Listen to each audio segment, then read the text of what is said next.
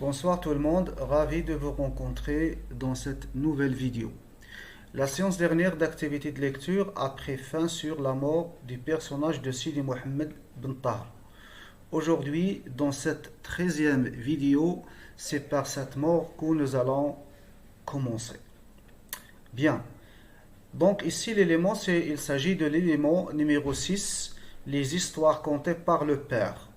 D'accord? Bien.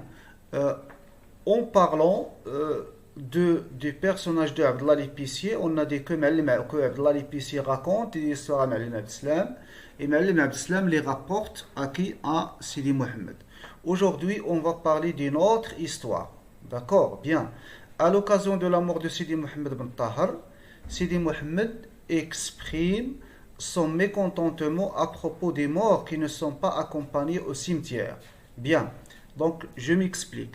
Donc, le jour de la mort de Sidi Mohammed bin Taher, Sidi Mohammed était mécontent, il était triste. Pourquoi?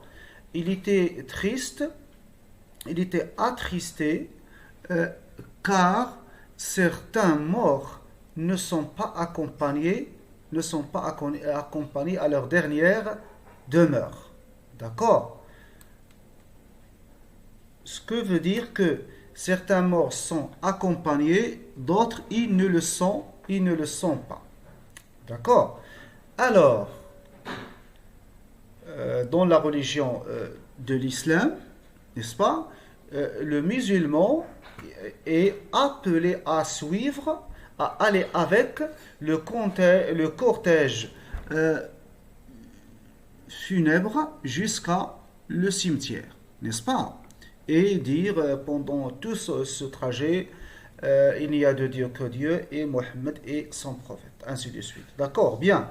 Donc on a dit que Sidi Mohammed est mécontent car certains morts ne sont pas accompagnés vers le cimetière, vers leur dernière demeure. Bien. Pour le consoler, qu'est-ce que ça veut dire consoler quelqu'un? Donc ici, consoler, ça veut dire pour dissiper sa colère, hein, ou bien, pardon, sa tristesse, hein, pour dissiper sa tristesse,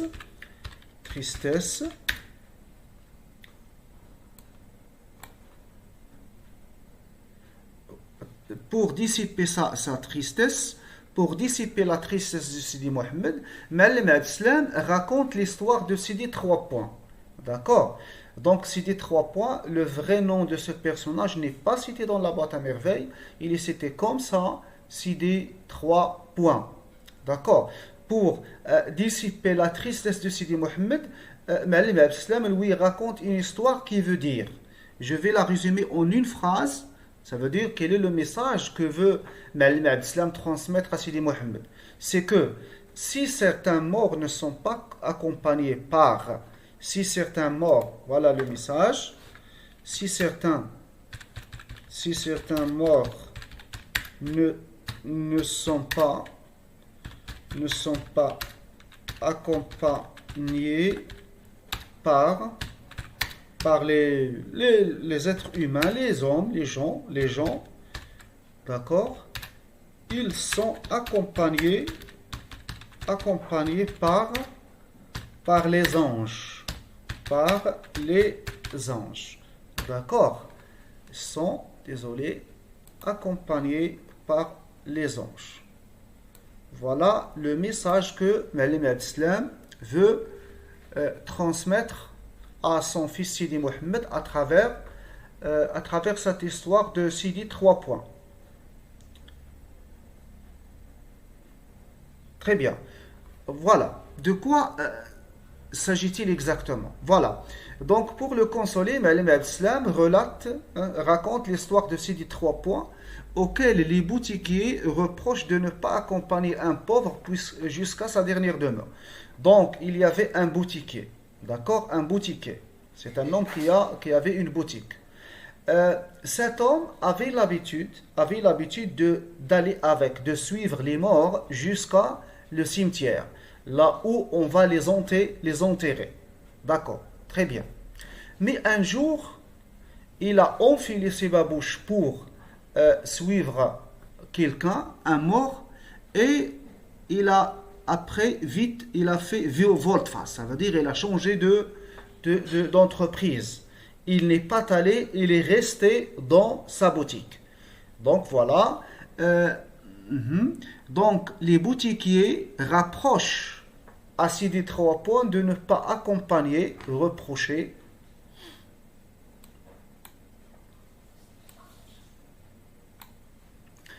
Donc, etc. Ok, les boutiquiers reprochent. Donc, les boutiquiers reprochent à ces 3 points de ne pas accompagner un mort, un pauvre. C'était un pauvre, le mort était un pauvre, jusqu'à sa dernière demeure. Mais ces 3 points, lorsqu'il est en train d'enfiler ses babouches pour aller assister à l'enterrement, et qu'est-ce qu'elle a vu? Voit des anges qui entourent le défunt, n'est-ce pas? C'est le boutiquier qui rapporte ceci, bien sûr, qui dit ceci au boutiquier. C'était sa réponse. Alors, il n'ose se mêler à ces anges, d'accord, de lumière, bien sûr, d'accord. Pourquoi ceci, ce n'est pas très important dans la boîte à merveilles, mais je le propose ici car c'était l'objet d'un examen régional en 2016 dans la région de l'Oriental, Oujda, etc. Hein? D'accord, donc voilà, donc c'était un examen. Nous passons à autre chose. Lorsque je parle des histoires, lorsqu'on parle des histoires, on parle du passé. Mais il arrive que l'imam Abdeslam ne parle aussi du futur. D'accord. Comme par exemple lorsqu'il parle de l'au-delà. L'au-delà, ça veut dire c'est après la mort. Après la mort. Il parle à Sidi Mohammed de l'au-delà. Très bien. Déjà, j'ai rencontré un examen régional où figure la question suivante. Qui parle à Sidi Mohammed de l'au-delà? Tout simplement, ça veut dire après la mort. Tout simplement, c'est son père. Voilà. Donc, le père parle à Sidi Mohammed de l'au-delà. Ça veut dire du paradis. Très bien. Il l'informe que pour entrer au royaume, que pour entrer à ce royaume, au royaume qu'est le paradis, d'accord, il ne faut pas se suicider. Qu'est-ce que ça veut dire le suicide? Voyez la traduction, parce que dans la religion, peut-être dans toutes les religions, bon, au moins en islam, le suicide est un péché. Donc j'écris ici, le suicide est un péché. Est un péché. Donc pour entrer au paradis, le musulman ne doit pas se suicider. D'accord? Il doit éviter le suicide. D'accord? Bien. Voilà. Donc on passe à autre chose. Ici, les papotages de femmes. Un autre élément. L'élément numéro... Désolé. Attendez. C'est pas grave.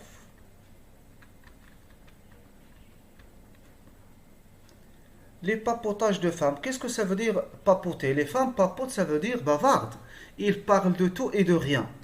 D'accord? Papote aussi, papotage et discussion. Les femmes ont l'habitude de papoter, de discuter, d'échanger des informations, de se raconter. Les unes racontent des histoires aux autres. De se raconter des histoires. On donne un exemple. À titre exemple, Rahma fait part aux femmes, parle aux femmes de Dar Shouafa de l'histoire de l'oncle Atman. D'accord? L'histoire de l'oncle Atman, on a proposé cette histoire, le passage qui parle de cette histoire de l'oncle Atman, relaté bien sûr par Rahma, on a proposé ce passage lors d'un examen régional. Très bien. Voilà. Qui est oncle Atman? Qui est Lalla Khadija? D'accord? Désolé, quand on parle de l'oncle Atman, on parle automatiquement de sa femme, la jeune et belle femme Lalla Khadija. Donc ici, oncle Atman est un vieux. L'oncle Atman est un vieux, sa femme Lalla Khadija est belle et jeune. D'accord? celle-ci le domine. Ça veut dire c'est elle qui dirige le foyer. Parce que oncle Athman, il était riche, mais malheureusement, il a gaspillé son argent. Il a gaspillé capital et bénéfices. Il était toujours celui qui domine ses femmes. Mais la Khadija est la seule femme qui a pu le manger dans le creux de sa main. Mais attention, ça c'est une... attention, cela ne veut pas manger que la Khadija l'a mangé ici dans la paume de la main. Non, cela veut dire que la Khadija le domine. Le domine. Très bien. Un jour, il sort pour faire des courses. Or, il revient les mains bredouillées. Ça veut dire les mains vides. D'accord? On lira un passage dans lequel on va parler de cet incident, de cette mésaventure. Surtout chez le boucher, en achetant les poissons, en regardant un vieillard qui raconte sa vie, etc. D'accord? C'est très bien. Donc, on prend maintenant la boîte à merveilles pour justifier ce que nous venons de dire. La page numéro 4, page 88. Donc, voilà, 88, je commence. Désolé. D'accord. Des hommes le porteront. Ici, il parle. Voilà, donc ici, Sidi Mohammed relate remplace Sidi Mohammed ibn Tahar. Des hommes le porteront sur leur tête sur une confortable civière en bois de cèdre et iront l'enfouir dans la terre humide. La terre se refermera pour l'éternité, ça veut dire pour toujours, sur Sidi Mohammed ibn Tahar, le coiffeur. Je rêvais à tout cela, accoudé à la balustrade de notre fenêtre. Une grande tristesse m'envahit. Donc, je viens de parler de la tristesse de Sidi Mohammed. Bien, la fatigue s'empara de mes membres. Je demandai à ma mère la permission de m'allonger sur le grand lit. Il accepta. Je me jetai dessus et continuai à penser à l'enterrement du coiffeur. D'accord? Maintenant, oui, attendez, il parle de l'enterrement du coiffeur. C'est Mohammed ibn Tahar. Je le voyais étroitement cousu dans sa cotonnade blanche. Donc ici, il parle du linceul.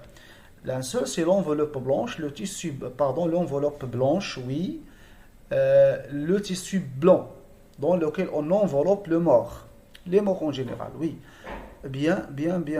Je rêvais à tout cela, accoudé à la balustrade dans notre fenêtre. Une grande tristesse m'envahit, la fatigue s'empara de mes membres. Je demandai à ma mère la permission de m'allonger sur le grand lit. Il accepta. Je me jetai dessus et continuai à penser à l'enterrement du coiffeur. Je le voyais étroitement cousu dans sa cotonnade blanche, rigide sur sa civière. Civière, ça veut dire le cercueil. D'accord? La civière, sur sa civière recouverte d'un toit, voyageait sur une mer de tête enturbanée, mer de tête, hyperbole. Bien. La métaphore aussi, voyager sur une mer de tête enturbanée dans un concert de litanie et d'invocation. J'avais déjà vu passer dans la rue des cortèges d'enterrement. Parfois, les hommes marchaient lentement, solennellement. Attention, ça s'écrit solennellement, et chantaient un cantique. Cantique, ça veut dire un chant religieux. D'accord? Avec des voix profondes comme des gouffres. Parfois, ils étaient très peu nombreux et pressaient le pas. Ils marchaient, ça veut dire très vite. Ils se contentaient de répéter d'une voix de tête la formule de l'unité de Dieu. La shahada. Il n'y a de Dieu qu'Allah et Mohammed y son prophète. D'accord? J'avais vu même des morts découverts, posés simplement sur la civière, et sans personne pour les accompagner à leur dernière demeure. Donc là, je l'ai dit, Sidi Mohammed est triste, car il y a des morts qui ne sont pas accompagnés vers le cimetière, vers lors de leur enterrement. J'avais trouvé cela infiniment triste. Très bien. Voilà. Donc là, il exprime sa tristesse, son mécontentement.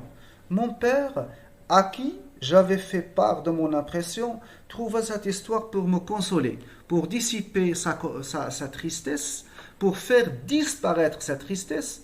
Le père lui raconte l'histoire de Sidi Trois Pommes. Je viens d'en parler. Bien. Voilà, maintenant c'est le récit de Sidi Trois Pommes commence. Je ne vais pas lire toute l'histoire, bien sûr. Dans un souk très fréquenté, ça, ce sont des histoires enchâssées, n'est-ce pas? Donc, ça veut dire il y a le récit en chassant, ça veut dire, voilà, et ça veut dire l'histoire principale. Ça veut dire Sidi Mohammed, sa famille, etc. Donc, et dans ce cadre enchâssant, il y a des histoires enchâssées. Bien. Dans un souk très fréquenté, tenez boutique Sidi Trois Pommes. Je n'ai oublié le nom. Inch'Allah, si vous étudierez, Inch'Allah, dans l'avenir, si vous, par exemple, vous allez choisir les études françaises, vous allez savoir pourquoi on met ce type de phrase entre parenthèses et justement quand il dit par exemple le narrateur je n'ai oublié le nom, d'accord, maintenant c'est pas la peine. C'était un homme pieux, honnête et courtois envers tout le monde, pieux comme Al Islam. Chaque fois qu'un cortège funèbre traversait le souk, cortège funèbre ça veut dire l'ensemble des gens qui accompagnent le mort porté sur la civière vers la dernière demeure, vers le cimetière pour l'enterrer. Bien. D'accord, chaque fois qu'un cortège funèbre traversait le souk, ce saint personnage prenait ses babouches, les enfilait en hâte et accompagnait le mort jusqu'au cimetière. Un jour, vinrent à passer deux croque-morts transportant la civière où gisait le cadavre d'un mendiant que personne n'accompagnait. Donc le mort était un mendiant. Ça veut dire c'était un gueux, un mendiant. C'était un mendiant. D'accord, mendiant.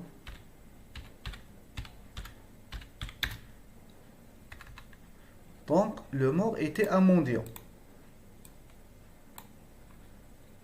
Et personne ne va avec. C'est pour cette raison que les boutiquiers... Voilà, je continue. Un jour vinrent à passer deux... etc. etc. D'accord, je reprends. Un jour vinrent à passer deux croque-morts, ça veut dire les gens qui transportent la civière, où gisait le cadavre d'un mendiant que personne n'accompagnait. L'homme se leva, l'homme ça veut dire, s'il dit 3 points, prit ses babouches de dessus l'étagère où il les rangeait chaque jour, mais resta debout sans les enfiler. Ça veut dire il ne va pas prendre ses babouches.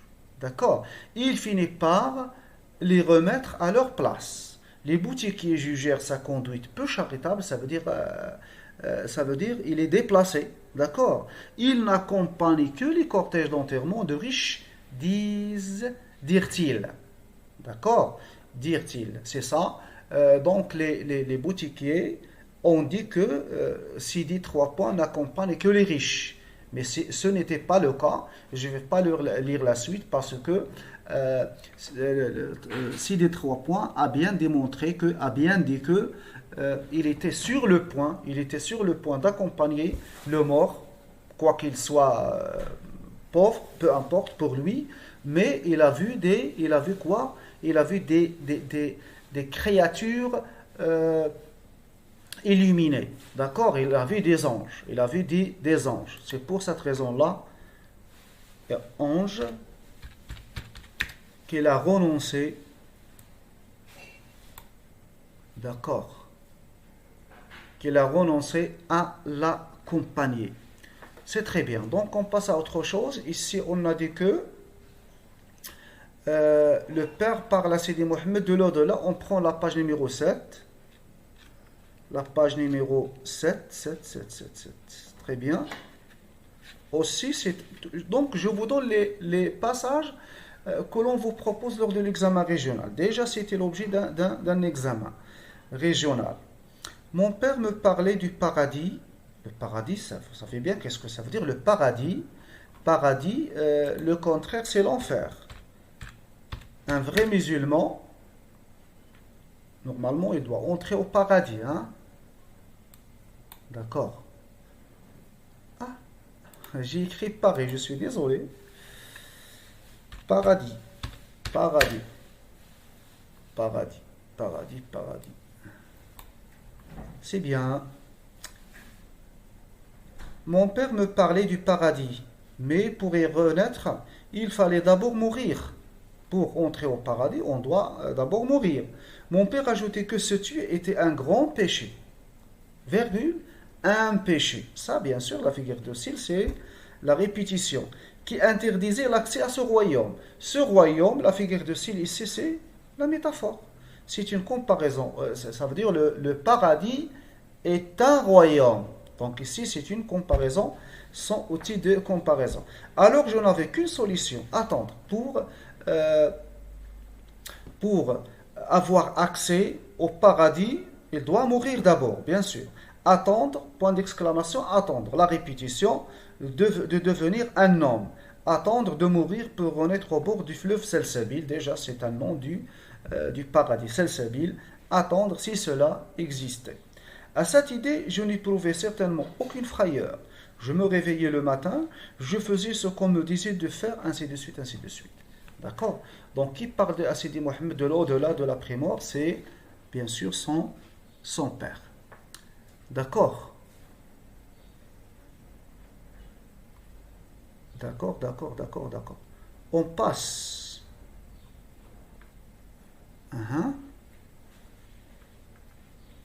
Bien. On passe maintenant au papotage des femmes. La page numéro 6. La page numéro 6. D'accord.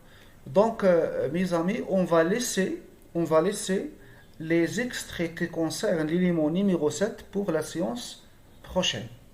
D'accord?